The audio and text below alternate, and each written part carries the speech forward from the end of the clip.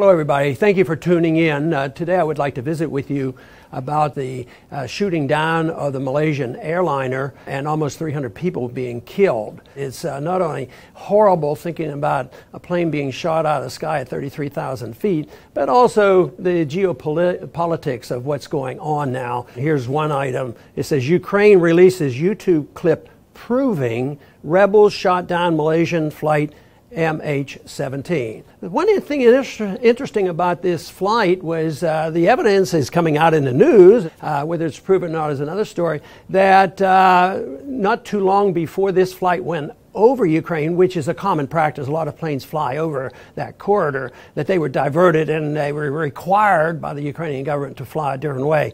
The other thing that I found fascinating was that it wasn't shot over just as it entered eastern Ukraine.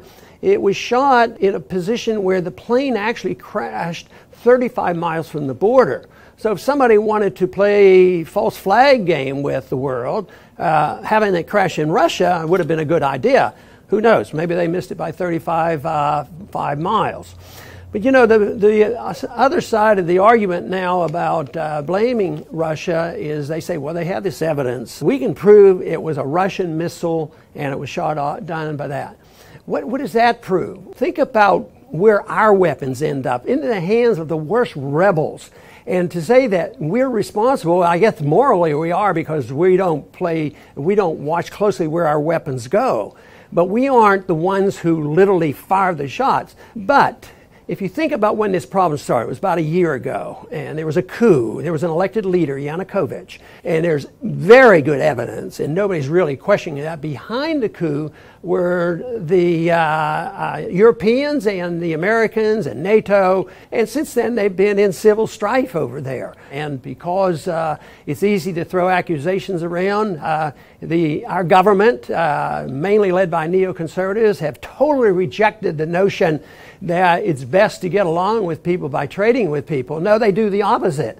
They put on sanctions and they, intimidate and throw their weight around. Even minutes after this plane was shot down, more sanctions, which is, of course, exactly the opposite if you want to prevent war, because from my viewpoint, putting on sanctions is an act of war, and we wouldn't put up with it for a minute. What if we become weaker, as we are, and we don't have a strong currency and have a weak economy, and all of a sudden China comes and tries to say, well, we're going to put our navy in the Gulf of Mexico and we're going to dictate to you.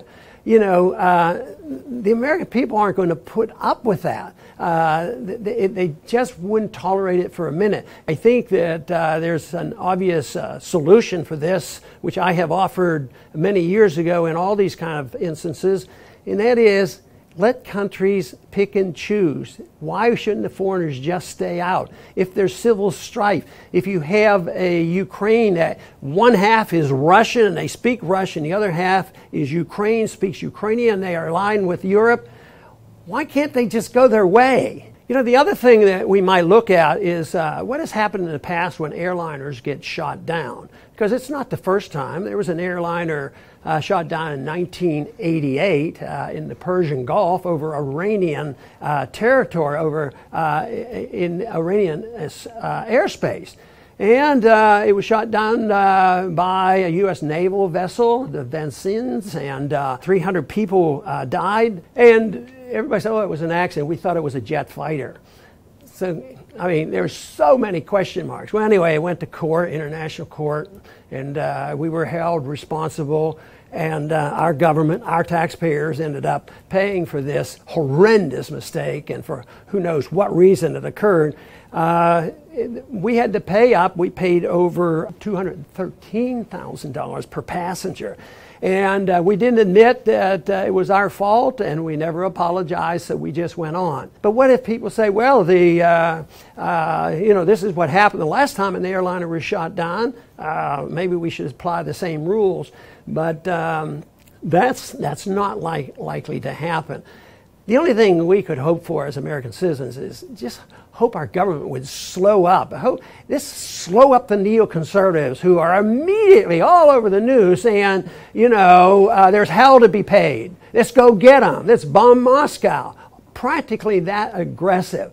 And that is so dangerous. And if it is true, as I believe, that this thing started a year ago when we participated in overthrowing an elected government, this is just the strongest argument for us to just stay out of these areas, let the Ukrainians solve their problems. And I'm convinced, of course, that airliners like this wouldn't be shot down under those conditions. It's only when the outsiders get involved and these weapons gravitate in there. So I'm sure there's going to be some responsibility placed on both sides, but the only thing that we have responsibility for is how we participate in it.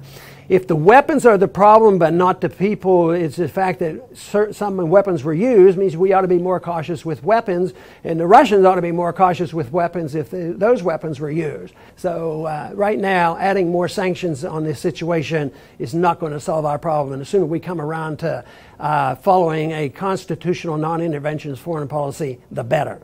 I want to thank you very much for tuning in today, and I am sure you'll stay tuned to the news about what's happening in Ukraine.